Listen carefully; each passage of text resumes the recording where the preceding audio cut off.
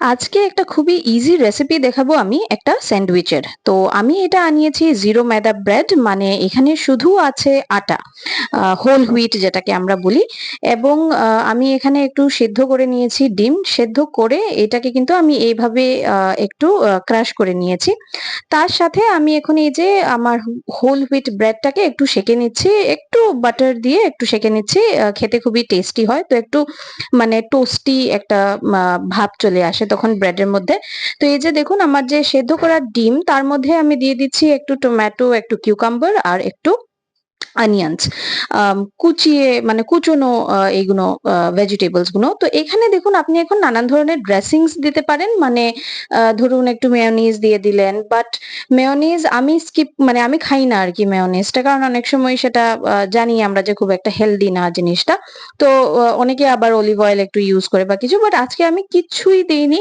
একদম নরমাল আমি এই যে একটু ডিম সেদ্ধ, যেটাকে আমি একটু ভালো করে এই যে চামচ দিয়ে দেখুন একটু ক্রাশ করে নিচ্ছি আর তার সাথে এটাকে মিশিয়ে নিচ্ছি।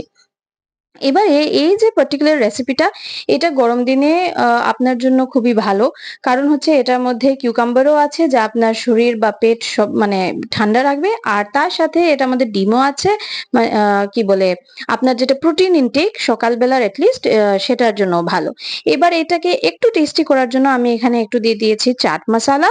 আর তার সাথে খুবই কম নুন একটু দিয়েছি। নুন কম দেওয়াটাই ভালো। কারণ আমরা জানি যে বেশি নুন মানে কাঁচা নুন যেটাকে আমরা বলি, মানে রান্না করা নুন হলে সেটা আলাদা ব্যাপার। কিন্তু কাঁচা নুন যেটাকে বলে সেটা কিন্তু একটু কমই খাওয়া উচিত। তো এই যে এখন আমি এটাকে মিশিয়ে নেব। আর তারপর জাস্ট ব্যাপারটা হচ্ছে অ্যাসেম্বল করার। এই জিনিসটা করতে মানে ভিডিও দেখেই তো বুঝতে পারছেন, ভিডিওর লেংথ দেখেই বুঝতে পারছেন যে এটা ৩ মিনিটের একটা ভিডিও। তো করতে আমার মেক্সিমাম ধরুন ৫ মিনিট লেগেছে এই পুরো প্রসেসটা। আর ডিম সিদ্ধ করতে যতটুকু টাইম লাগে দ্যাটস ইট। আর এখন আমি এই যে আম যেটা আমি বানিয়েছি ভেতরের স্টাফিং, সেটা দিয়ে আমি এখন এই যে স্যান্ডউইচটা বানিয়ে নেব। তো এই স্যান্ডউইচগুলো বানাচ্ছি আমার জন্য, আমার হাসব্যান্ডের জন্য আর আমাদের যে সাহায্য করে দিদি তার জন্য। তো এখন আমার মোটামুটি রেডি হয়ে গেছে। এখন জাস্ট খাবার পালা। আর এই জিনিসটা সত্যি কিন্তু টেস্টি হয় খুবই। আর অনেক সময় দেখবেন ঘরে রান্না করতে ইচ্ছে করছে না। কারণ এই গরমে এত মানে খারাপ অবস্থা হয়ে যায় না কিচেনে গেলে, তখন আর মনে হয় যে বাবা একটু যদি মানে কম রান্না করেই যদি একটু থাকা যায়। তো এইটা একটা রেসিপি যেটা সকালবেলা এট লিস্ট মানে খুবই কম কি বলবো, খুবই কম পরিশ্রমে হয়ে যায়।